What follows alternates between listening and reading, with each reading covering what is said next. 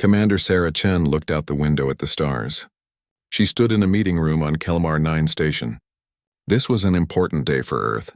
Her team of 12 humans had come to make a trade deal with the Xanthari people. The Xanthari looked like big lizards that walked on 2 legs. Sarah felt nervous but excited. Earth was new to space travel. They had only joined the Galactic Council 2 years ago. The Council had 47 different alien species. All of them had been traveling in space for thousands of years. Humans were the newcomers. The meeting had been going well for 3 hours. Dr. James Okonkwo was explaining human medicine. The Xanthari seemed interested. Sarah smiled. This deal would help Earth get mining equipment. In return, humans would share their medical technology. Then everything went wrong. The doors exploded. The blast was so loud that Sarah's ears rang. Xanthari soldiers rushed into the room. But these soldiers wore different armor. Red paint covered their scales. They carried big weapons. The first shot hit Ambassador Torres in the chest. He fell down and did not move. Sarah screamed. The second shot killed Dr. Sarah Yamamoto. The third bullet hit Lieutenant Price when he tried to protect the others. Sarah's heart beat fast. She could not believe this was happening. Her security officers reached for their weapons, but those weapons were just for show. They were not real fighting guns. The attackers grabbed the humans and pushed them against the wall. 3 of Sarah's people were dead. 9 were still alive, including her. She looked at the bodies of her friends and felt sick. A big Xanthari walked forward. His scales were darker than the others. He held up a device and spoke into it. His voice went out to every planet and space station in the galaxy. "I am Sesrith of the Purity Claw," he said. "The Galactic Council made a mistake. These humans are animals. They are prey creatures. They do not belong with civilized species. Today we show everyone the truth about human weakness." Sarah felt cold. This was not just an attack. This was a message being sent to the whole galaxy. Billions of aliens were watching this happen right now. Within minutes, the Galactic Council called an emergency meeting. A being named Chancellor Vorix appeared on the screens in the room. He looked like a giant praying mantis. His big eyes reflected light like jewels. "The Council hears the Purity Claw's concerns," Vorix said slowly. "We call for immediate talks. Violence helps no one. Let us discuss your problems." Sarah wanted to scream at the screen. 3 humans were dead on the floor. And the Council wanted to talk about concerns? Sesrith laughed. The sound was like rocks scraping together. "You want to talk, Council? Good, here is what we want. Humans must give up all rights to the Arcturus sector. They must give us their weapons technology. They must apologize for existing. And the Council must kick them out of space. We will think about these demands," Vorix answered. "Please keep the remaining humans safe while we discuss." Sarah's hands became fists. The Council was going to negotiate. They were going to reward these murderers with meetings and discussions. The galaxy watched and waited. This was normal for civilized space. When someone took hostages, you talked to them. You were patient. You made deals. No one had fought a real war in over 1,000 years. But Earth was different. 12 hours after the attack, Admiral Marcus Webb appeared on all the communication channels. He wore his military uniform. It had many ribbons and medals on it. His face looked hard like stone. His eyes were cold. "This is Admiral Webb of Earth's combined fleet," he said. His voice was calm but firm. "We know about the attack on our people. We do not recognize the Purity Claw as someone we can negotiate with. We do not accept their demands. We will not bargain for human lives." The council chamber became noisy. Many aliens started talking at once. This had never happened before. Every species always negotiated. It was how things worked in space. Webb kept talking like no one had interrupted him. "Sesrith of the Purity Claw, you have 24 hours. Release all humans without harm. After 24 hours, we will come to get them ourselves. There will be no negotiation. There will be no discussion. You murdered 3 of our people on live broadcast. That is not a political statement. That is murder, and humanity does not negotiate with murderers." The screen went dark. Chancellor Vorix tried to contact Earth immediately. "You must change your mind," he said. He sounded worried. "Military action breaks the Treaty of Kelmar. It breaks the Accords of Civilization. It breaks 27 other agreements. If you attack that station, Earth will be kicked out of the Council. We will punish you with sanctions. Your species will be alone. Ambassador Helena Reeves was Earth's representative to the Council. She was a small woman with gray hair, but her eyes were strong and determined. Chancellor, your treaties were written by species that have not seen real violence in thousands of years, she said. You have forgotten what evil looks like. You have forgotten that some beings see kindness as weakness. We have not forgotten. We cannot forget. Our history taught us these lessons with billions of deaths. But war, Vorik started to say. This is not war, Helena interrupted. War is what happens when two legitimate groups cannot agree. This is justice. This is rescue. This is us coming for our people because no one else will. All across the galaxy, aliens watched in shock. The Thelian communion tried to understand human thoughts with telepathy. They found only determination. The merchant guilds worried about economic problems this might cause. The Vorkeen Empire admitted quietly that they had no real soldiers. They only had security guards who broke up fights. On Kelmar 9 station, Sarah and her team were moved to a locked room. They could hear Sesrith making more demands and more threats. The Purity Claw now had over 200 soldiers. More had arrived from hidden places on the station. Dr. Okonkwo sat next to Sarah. Do you think they will come for us? He asked quietly. Sarah looked at her team. They were scared. They were tired. But they were not broken. They will come, she said with confidence. Earth has a rule. It is older than spaceships. It is older than our first wars. We do not leave people behind, ever. The Council says that is primitive thinking, said Dr. Lisa Park. Maybe, Sarah agreed, but I would rather be primitive and rescued than civilized and dead. The hours passed slowly. Sarah watched the time on her communicator. The Purity Claw became more confident. They believed humanity would surrender to Council pressure. They paraded the prisoners in front of cameras. They mocked human weakness. At hour 23, Sesrith made another broadcast. He dragged Dr. Okonkwo in front of the cameras. The scientist's face was bruised, but he looked brave. Your time is almost up, humanity, Sesrith announced. You refuse to negotiate. You refuse to accept our righteous cause. This is what happens to those who stand against the Purity Claw. The gunshot was loud. Dr. Okonkwo fell. His last words were captured by every camera and sent to every world.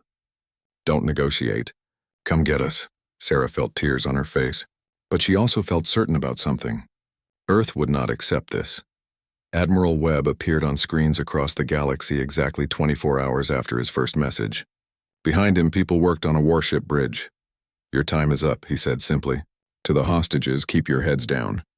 To the Purity Claw, you should have accepted negotiation when you could. 3 ships appeared above Kelmar 9. They came out of faster-than-light travel.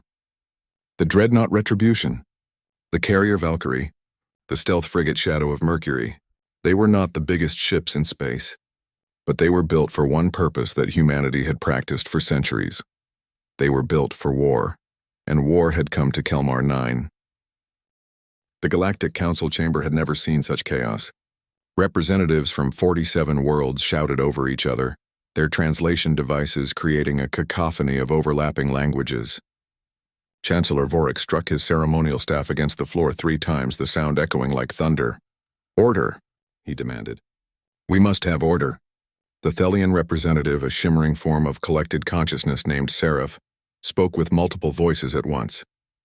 This is madness. 10,000 years of civilization and humanity threatens to destroy it all in a single day. We must stop them before they reach the station. With what? Challenged the Vorkeen delegate, a massive being covered in chitinous armor. Our security forces are trained to manage disputes, not fight wars. We have no weapons capable of stopping those human ships. Then we sanction them, suggested the Merchant Guild's speaker. Cut off all trade. Isolate Earth completely. They will have no choice but to comply. Ambassador Helena Reeves sat calmly in Earth's designated seat, her hands folded on the table before her. She had expected this reaction. She had prepared for it. You may attempt sanctions, she said when the chamber quieted enough for her to speak. But ask yourselves this question. What happens the next time someone takes hostages? Will you negotiate for months while captives are executed one by one? Or will you wish you had someone willing to act? Action without thought is barbarism, Seraph countered. We have evolved beyond such primitive responses. Helena smiled, but there was no warmth in it. You have not evolved beyond violence. You have merely forgotten it. There is a difference. One makes you enlightened, the other makes you vulnerable. Across the galaxy, beings watched the human fleet approach Kelmar 9. The three ships moved with purpose, their trajectories calculated with precision. The retribution was massive, bristling with weapon systems that most species had not seen in functional form for centuries. The Valkyrie carried small attack craft, dozens of them ready to launch. The shadow of Mercury was harder to track, its stealth systems making it flicker in and out of sensor range. On the news networks, experts tried to make sense of what they were seeing. A Xanthari military historian appeared on the most popular channel, his scales pale with agitation. These humans have designed their ships for combat, he explained, pointing to detailed scans. Not ceremonial combat, not security operations, real warfare. Look at the armor plating. Look at the redundant systems. These vessels are built to take damage and keep fighting. But why? Asked the host, a floating jellyfish-like being from the Aquaria system. Why would any species maintain such capabilities? The Council ensures peace. I do not know, the historian admitted, but I fear we are about to learn. In a small apartment on the Thelian homeworld, a young journalist named Kiraxa sat surrounded by screens. She had been researching humanity since the crisis began, diving into their public databases, their cultural records, their history. What she found terrified her. Humans had fought wars that killed millions. They had created weapons capable of destroying entire cities in seconds. Their literature was filled with stories of soldiers, warriors, and battles. Their entertainment glorified combat. Even their children played games about fighting. But as she dug deeper, Kiraxa found something else. Humans also wrote about the cost of war. They built monuments to the dead. They created laws to limit violence. They struggled constantly with the question of when force was justified. They had not forgotten violence. They had learned to control it, to direct it, to use it only when necessary. The distinction was crucial. Kiraxa began recording her thoughts, preparing an article. The galaxy needed to understand what was coming. On Kelmar 9 station, Sesrith watched the approaching human ships with a mixture of confidence and concern. His soldiers numbered over 200, all veterans of conflicts on the Xanthari homeworld. They were well armed and held a fortified position. They cannot attack, his second-in-command insisted. The station holds over 50,000 civilians from 24 species. If they fire their weapons, they will kill thousands.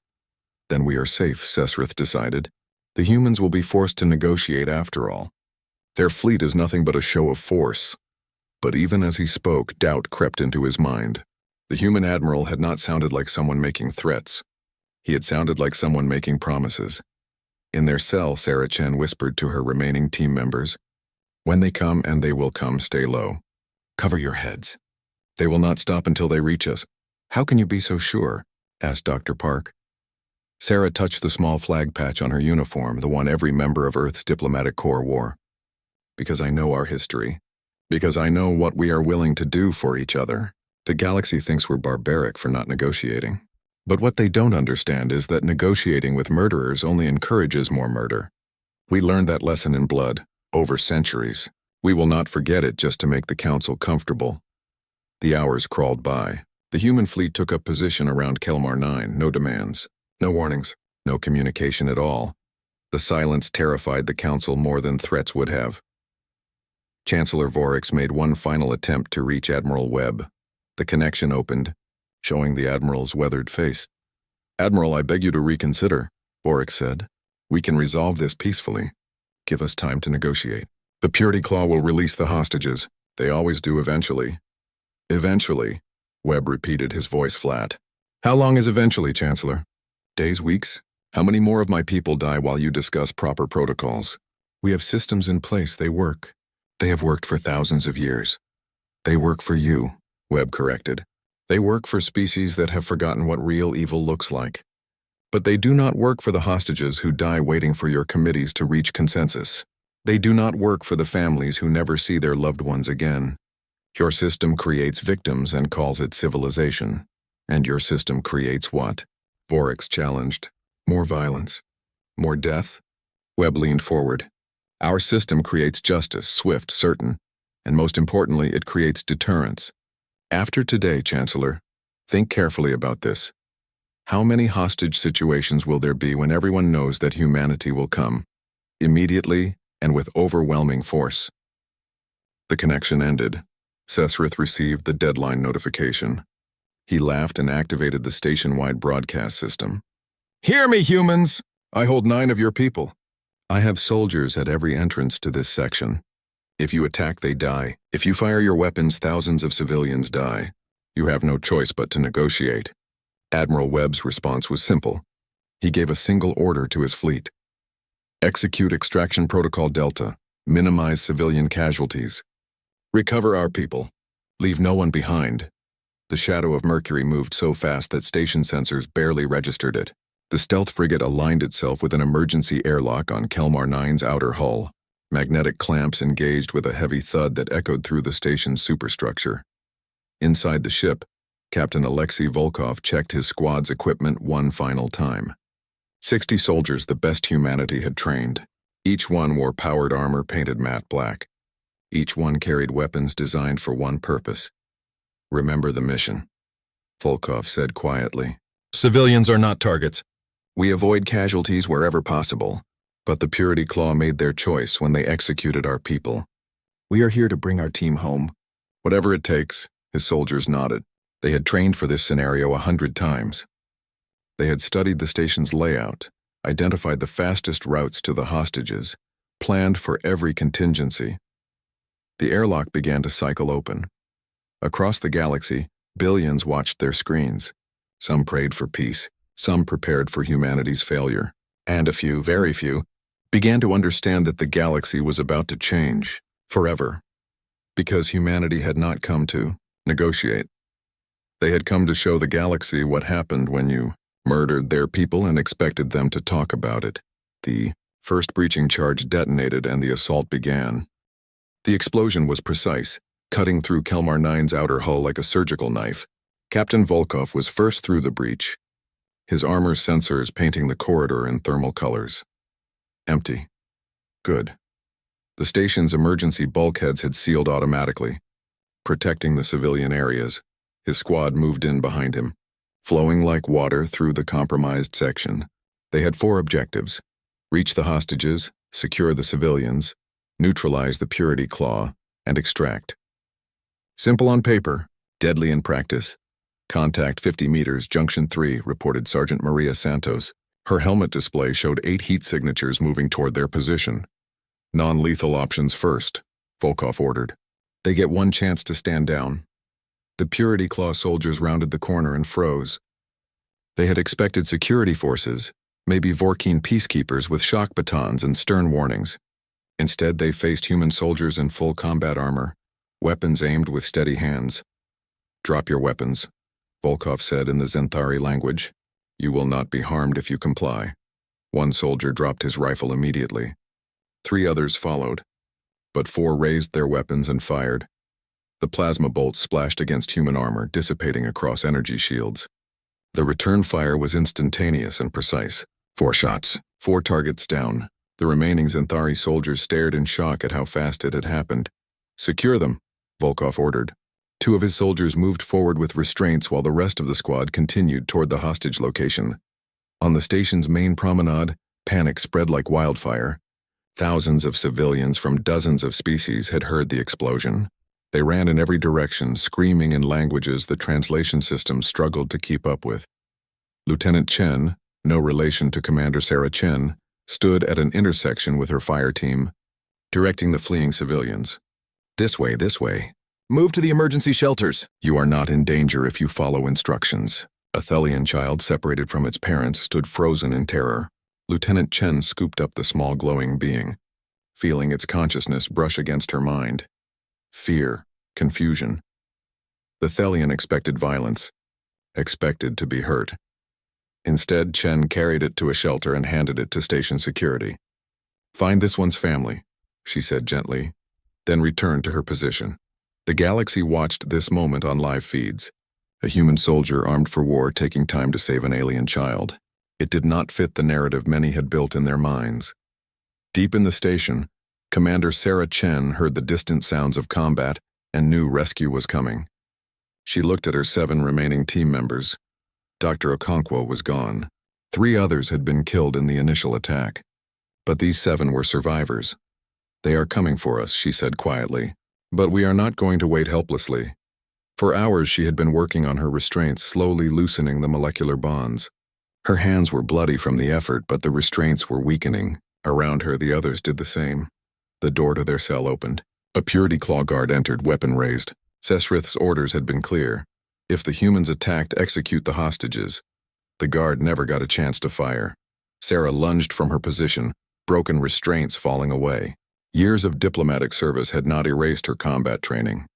Every human in the diplomatic corps knew hand-to-hand fighting. Earth did not send unarmed negotiators into the galaxy. She struck the guard's weapon hand, redirecting the aim. Dr. Park was already moving, tackling the guard's legs. 2 other humans piled on, and within seconds the guard was unconscious and disarmed. "Get his weapon," Sarah ordered. "We are getting ourselves out." They moved into the corridor, Sarah leading with the captured rifle. She had never expected to use her combat training on a diplomatic mission, but Earth had taught her to be prepared for anything. Captain Volkov's tactical display lit up with a new alert. The hostages were moving. They were not where intelligence said they should be. For a moment, confusion reigned. Then Volkov laughed despite the situation. "Of course they are," he muttered. "They are human. They are not waiting to be rescued. All units, the hostages are in motion. Adjust approach vectors. Converge on Sector 7. Sesrith watched his perfect plan crumble in real time. The humans were everywhere. They moved through his defenses like they were not there. His soldiers, trained and experienced, fell back in confusion. No one had taught them how to fight an enemy that actually wanted to kill them. He activated the station's lockdown protocols. Heavy blast doors slammed shut throughout the facility, separating the station into isolated sections. If he could not win, he would take everyone with him. He moved toward the reactor core, where manual overrides could trigger a catastrophic failure. 50,000 civilians would die, along with all the humans. But the galaxy would see what happened when you refused to negotiate. Admiral Webb watched the situation develop from the Retribution's bridge. His tactical officer reported the lockdown. His intelligence officer reported Sesrith's movement toward the reactor. Webb's face remained calm, but inside he felt the cold calculation that had kept him alive through 3 wars. "Distance to reactor core?" he asked. 400 meters from the nearest assault team," came the reply. "Time until Sesrith reaches it?" 3 minutes, assuming he faces no resistance. Webb nodded slowly. "Charge the EMP cannon. Prepare for precision strike. 47-second duration." "Sir, that will disable all electronics on the station, including life support." 47 seconds, Webb repeated. "Long enough for our people to reach the extraction point in the dark. Short enough that life support failure will not cause casualties. Do it." The Retribution's main weapon, a massive electromagnetic pulse cannon, hummed to life. It was designed to disable enemy ships without destroying them. It had never been used on a station before. "Firing," the weapons officer announced. The pulse hit Kelmar 9 like a wave of invisible force. Every light went dark. Every door froze in position. Every screen went blank. 50,000 civilians screamed in sudden darkness, but the emergency lighting would activate in minutes, powered by chemical batteries unaffected by the EMP. In the reactor chamber, Sesrith found himself in complete darkness. The manual override panel was dead. His communicator was dead. His weapons electronic sight was dead. He roared in frustration, realizing too late that humans thought 3-dimensionally, always planning several moves ahead. Captain Volkov's helmet display switched to night vision automatically. Around him, his soldiers continued moving without pause. They had trained for this exact scenario. The Purity Claw had not. "Double time to extraction," Volkov ordered. "We have 47 seconds." They ran through the darkened corridors. Ahead, Volkov's sensors detected heat signatures that matched human body temperatures. The hostages. Commander Sarah Chen saw green lights approaching through the darkness. Her captured weapons' iron sights were useless in the pitch black, but she held her ground. "Identify," she called out in English. "Shadow of Mercury, Extraction Team Alpha," came the response. "We are here to take you home, Commander." Sarah felt something she had not felt in days. Hope. The 2 groups merged. Volkov quickly assessed the hostages. Exhausted, injured, but mobile. "Can you run?" he asked Commander Chen. "After what we have been through?" Sarah replied. Watch us. They moved as one unit through the darkness. Behind them, confused Purity Claw soldiers stumbled through corridors, unable to coordinate without their electronics. The human squad encountered 3 more groups of hostage takers. None survived the encounters. 20 seconds left. They reached the breach point. The shadow of Mercury's airlock glowed with emergency lighting, a beacon in the darkness. 10 seconds. The last hostage crossed into the ship. Volkov did a final head count. 8 hostages recovered. 7 had died before the rescue began. The math was brutal, but it was better than losing all of them. 5 seconds. Seal the lock and disengage, Volkov ordered.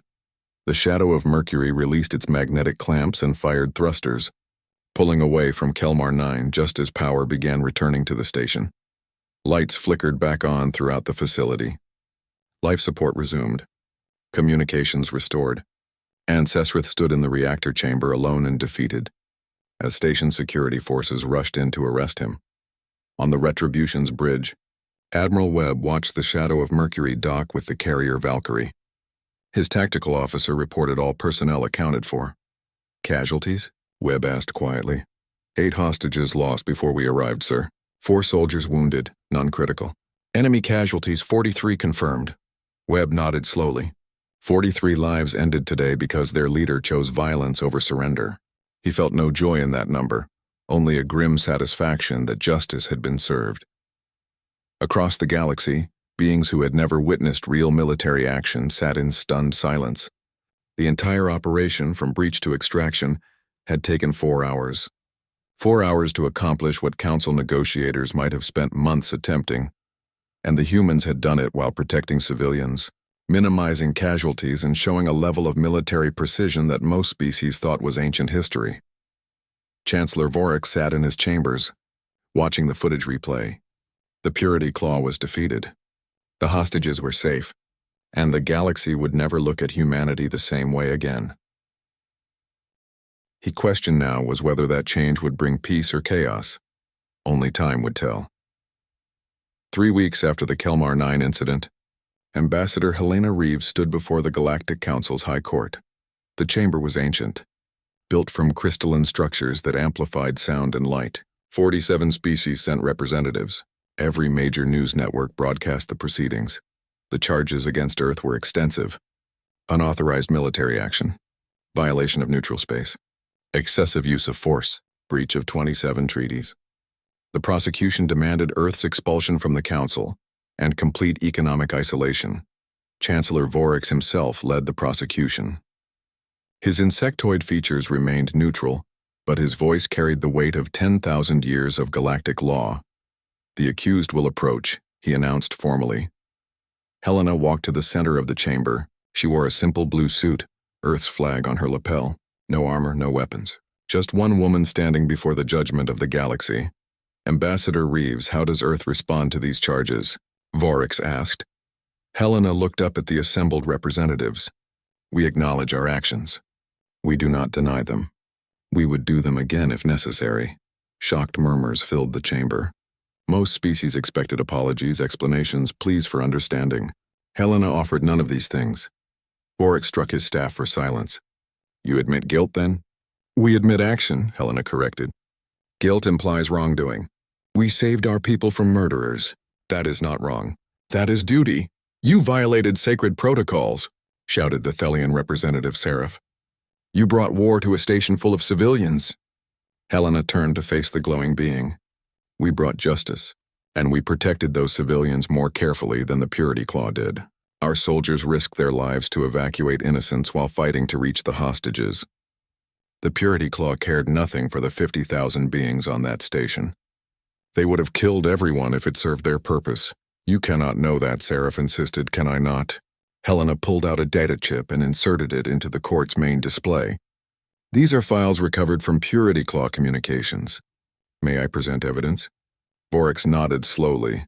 The screen filled with recovered documents, plans, timelines, contingencies. Helena walked the court through each one, her voice steady and cold. They planned to execute 1 hostage per week, she explained. They estimated negotiations would last 6 months based on council history. 6 months. 24 dead humans killed slowly to maintain pressure. And if demands were not met, they had a final plan. Detonate the station's reactor. Kill everyone aboard and blame humanity for refusing to negotiate. The chamber fell silent. The evidence was detailed, thorough, and damning. Helena continued. You want to know why humanity does not negotiate with terrorists? This is why. Because negotiation rewards their violence. Because every time you grant concessions to hostage takers, you teach them that murder works. You create an industry of violence. She pulled up another file.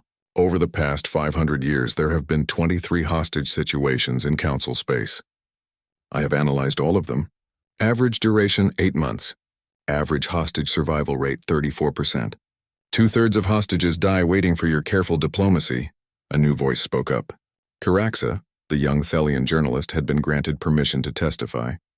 She shimmered into the chamber, her consciousness projecting nervous energy. May I speak, Chancellor? She asked. Proceed, Vorex allowed. Caraxa's form stabilized. I have spent the past month studying human history. I needed to understand why they acted as they did. What I found shocked me. She activated her own presentation. Images from Earth's past filled the screens. Wars, weapons, destruction on a scale most species could barely comprehend. Humans have fought wars that killed millions, Caraxa explained. They created weapons that could destroy entire cities in seconds. Their history is soaked in blood. I thought this made them barbaric, unsuited for civilized space. She paused, letting the horrific images sink in. But then I looked deeper. Humans did not just fight wars. They studied them. They created philosophies around violence, concepts like just war and proportional response. They built laws to limit destruction. They made rules about who could be targeted and who must be protected. They struggled for thousands of years with the question of when force is justified. New images appeared, monuments to fallen soldiers, peace treaties, human peacekeepers helping rebuild after conflicts. They did not forget violence, Caraxa concluded. They learned to control it, to direct it, to use it only when necessary and to minimize harm when they must act. We have forgotten these lessons. We have grown soft, believing that civilization means the absence of capability for war. But humanity shows us the truth. Real civilization means having the capacity for violence and choosing not to use it, except when justice demands it. The chamber erupted in arguments. Some species called Caraxa a traitor to civilized values. Others listened thoughtfully. Commander Sarah Chen was called to testify next. She walked to the center of the chamber, her uniform crisp despite the ordeal she had endured. Commander Chen, you were held hostage for 4 days. The prosecutor began. During that time, the council worked tirelessly to negotiate your release. Yet you and your fellow humans reject these efforts. Why?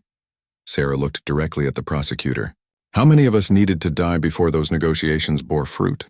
We lost 4 people before Earth acted. How many more would we have lost if we had waited for your committees to reach consensus? We cannot predict such outcomes.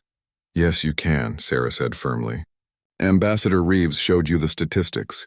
2/3 of hostages died during council negotiations. That means if all 12 of us had waited for diplomacy, 8 of us would be dead right now. Instead, we lost 4 before rescue and saved 8. That is not barbarism, that is mathematics. But the cost, the prosecutor tried. The cost was paid by human soldiers who volunteered for that mission, Sarah interrupted. They knew the risks. They accepted them. That is what soldiers do. They stand between civilians and violence, so that diplomats like you can sit in chambers like this and debate philosophy without fear. The words hung in the air like a challenge. Chancellor Vorex called for a recess. Behind closed doors, the council representatives faced an uncomfortable truth. Everything Helena had presented, every statistic, every piece of evidence, pointed to a systematic failure in council policy. But admitting that meant acknowledging 10,000 years of diplomatic doctrine might be flawed. It meant accepting that their enlightened approach had created a system where hostage takers faced minimal consequences and maximum rewards. The debate raged for hours. Some representatives demanded Earth's expulsion regardless of the evidence. Others quietly admitted that humanity might be right. The vote was deadlocked. Then the emergency broadcast came. Every screen in the council chamber flashed red. The Telvexian Dominion, a minor power on the Galactic Rim, had seized a Thelian colony ship. 50,000 civilians held hostage. Demands were extensive: territory, resources, formal apologies, technology transfers. And among the hostages was Chancellor Vorix's own daughter. The chamber fell absolutely silent. Every representative looked at Vorix, waiting to see what the architect of council policy would do when his own family was at stake. Vorix stood slowly. His compound eyes reflected the red warning lights. When he spoke, his voice was barely a whisper. "How long until we can assemble a negotiation team?" His aide consulted a data pad. "Given required protocols, fact-finding missions, and consensus building, approximately 6 weeks before initial contact, Chancellor." 6 weeks. In 6 weeks, by the Council's own statistics, his daughter would likely be dead. Vorix turned to Ambassador Reeves. The proud Chancellor, defender of galactic civilization, looked suddenly very old and very afraid. "Ambassador," he said quietly, "I would speak with you privately." Helena followed him to a side chamber. When the door closed, Vorix's composure finally broke. "Please," he said simply, "I know I have prosecuted your people. I know I have called your methods barbaric. But my daughter is on that ship. The Council's processes will take too long. By the time we finish our protocols, she will be dead. I am asking you, parent to parent, human to Thelian, save them." Helena studied the Chancellor carefully. This was the moment everything would change. Whatever happened next would define humanity's place in the galaxy forever. "We will save them," she said finally, "but not in secret. Not as a favor. If we act, the galaxy must understand why, and the Council must accept what it means." "What are your terms?" Vorix asked. "Humanity will be granted the right to maintain an independent response force for hostage situations. When lives are at immediate risk, we can act without waiting for Council approval. Member species can request our help, and the Council must acknowledge publicly that sometimes immediate action saves more lives than prolonged negotiation." Vorix was silent for a long moment. What Helena asked for was revolutionary. It would fundamentally change how the galaxy operated, but his daughter was on that ship. "I will recommend it," he said, "but I cannot guarantee the votes." Helena nodded. "Then we will save your daughter first, and the galaxy can decide afterward what lessons to learn from it." She pulled out her communicator and sent a simple message to ADMI. Admiral Webb stood on the bridge of the Retribution, studying tactical displays of the Talvexian system. This operation would be different from Kelmar 9. Warlord Kreth was no simple terrorist. He commanded a military force, controlled 7 colony ships, and had fortified his position in a system surrounded by asteroid fields and debris. This was not a rescue mission. This was war. "Fleet status?" Webb asked. "Retribution, Indomitable, Valkyrie, and Shadow of Mercury ready, sir," his tactical officer reported. "Additionally, we have 12 observer ships from Council member species. They have requested permission to accompany us and document the operation." Webb considered this. The galaxy wanted to watch, to judge, to see if humanity's methods truly worked or if Kelmar 9 had been luck. "Grant them permission," he decided, "but they stay back from combat zones. I will not have their deaths on my conscience." Among the observer ships was Kirax's vessel. The young journalist had volunteered immediately when the mission was announced. She needed to understand these humans, these warriors who fought so others would not have to. The fleet jumped into Talvexian space. Immediately, warnings flooded their communication channels. Warlord Kreth's forces numbered 40 warships, ancient but functional. The 7 colony ships holding hostages were positioned at the center of his fleet, human shields made of 50,000 innocent beings. Kreth's face appeared on all channels. He was a massive Talvexian, scales glittering with metallic implants. "So humanity comes," he sneered. "The galaxy's new attack dogs. But you are outnumbered and outpositioned. If you attack, the hostages die. You have no choice but to negotiate." Webb's response was calm. "We are not here to negotiate. We are here to retrieve people who do not belong to you. You have one chance to release them peacefully." Kreth laughed. "Or what? You will sacrifice 50,000 lives to save pride?" "No," Webb said simply. "We will remove you and save all 50,000. You have 10 minutes to decide." The channel closed. Kreth turned to his commanders, confident. "They are bluffing. No one can save hostages in the middle of a battle fleet." He was wrong. Webb studied the tactical situation. 7 colony ships, 40 enemy warships, 50,000 civilians, and a warlord who needed to be neutralized.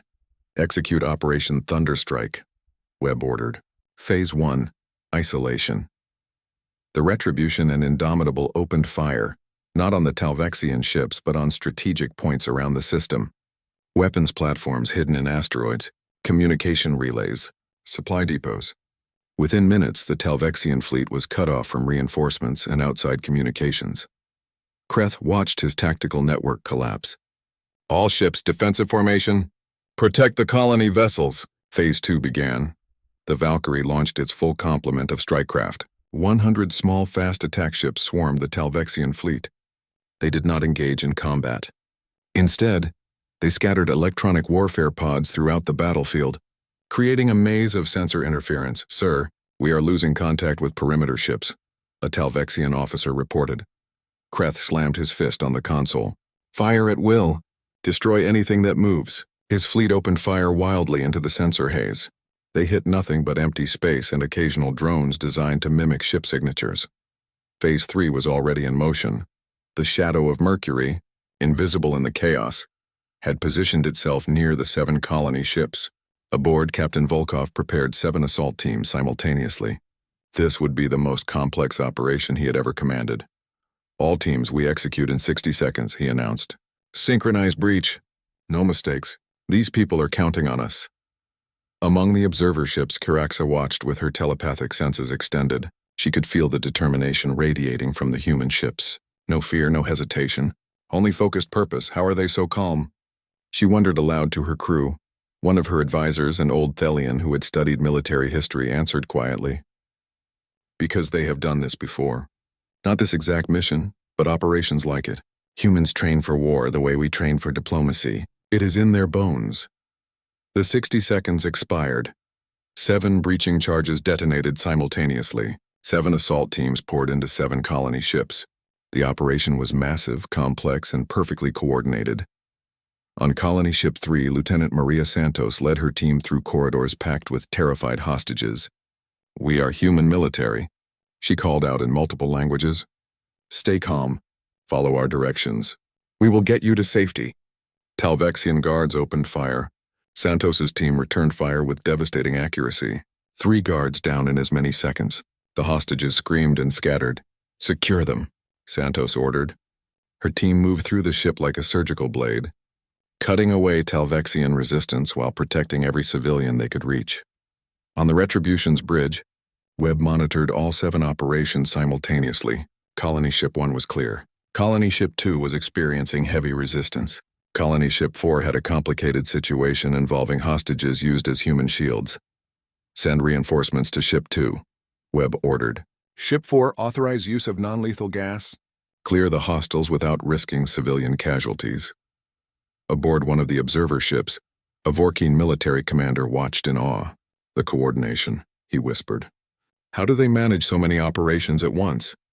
His aide consulted their database. Human military history shows they have been refining these techniques for centuries, Commander. They call it combined arms operations. Every unit knows its role. Every soldier trusts the others to do their jobs. Warlord Kreth realized too late that he was losing. His guards on the colony ships were being systematically eliminated. His fleet could not fire on the colony ships without killing hostages. And the human warships were slowly, methodically destroying his military vessels one by one. He made a final, desperate decision. He would board Colony Ship 1 personally and take the hostages there by force. If he had living shields around him, the humans would not dare fire. He was wrong again. Kreth stormed onto Colony Ship 1 with 50 elite soldiers. They found the hostages already evacuated, replaced by human soldiers in full combat gear. Captain Volkov stood at the center, weapon ready. Warlord Kreth, Volkov said calmly. You are surrounded, surrender. Kreth pulled out a detonator. I have explosives throughout the ship. Surrender or everyone dies. Volkov's helmet display identified the detonator's frequency. A silent signal went to his tech specialist. The detonator was jammed before Kreth could press the button. Your device is disabled, Volkov informed him. Surrender now. Kreth roared and charged. He made it 3 steps before a human sniper, positioned 1.2 kilometers away on the Retribution, fired a single shot through a porthole. The round crossed the distance in less than a second, passing through an opening barely 20 centimeters wide, and struck Kreth in the head. The warlord fell. His soldiers, seeing their leader dead, dropped their weapons. The entire operation, from initial breach to final securing of all 7 colony ships, took 6 hours. 50,000 hostages rescued. Only 340 casualties, most from the initial captivity before humans arrived. 23 human soldiers killed in action, their sacrifice saving thousands of alien lives. Admiral Webb watched the casualty reports and felt the familiar weight of command. 23 families would receive flags and medals, and the knowledge that their loved ones had died as heroes. It never got easier, but 50,000 families would sleep safely tonight. The council convened an emergency session. Chancellor Vorix, his daughter safe aboard the Indomitable receiving medical care, stood before his peers. His voice was steady, but there were tears in his eyes. For 10,000 years we have prided ourselves on our civilization, he began. We believed that negotiation, patience, and diplomacy were always the answer. We looked down on violence as primitive, something we had evolved beyond. He paused, looking at the assembled representatives. We were wrong, not about the value of peace, not about the importance of diplomacy, but about the nature of evil. We forgot that some beings will not negotiate in good faith. We forgot that sometimes the only way to protect the innocent is through immediate, decisive action. He gestured to the screen showing footage from the Talvexian rescue. Humanity has not forgotten these truths. They have carried the burden of violence so that we could enjoy our illusions of peace. And now when we face true evil, we ask them to save us while we judge them for their methods. The vote was called. The proposal: establish the Human Emergency Response Force, granted authority to act independently in hostage situations, and acknowledge that immediate action can save more lives than prolonged negotiation. The chamber was silent as the votes were counted. When the results appeared, it was not unanimous, but it was decisive. Approved, 31 to 16. The galaxy had changed. 6 months later, Commander Sarah Chen stood in her new office. She had accepted a promotion to lead HFY diplomatic integration. Her job was to help other species understand human military doctrine, to build bridges between warriors and diplomats. Caraxa visited her that day, preparing a follow-up article. How does it feel? The journalist asked. You have changed the galaxy's entire approach to crisis situations. Thank you for watching and comment for next part.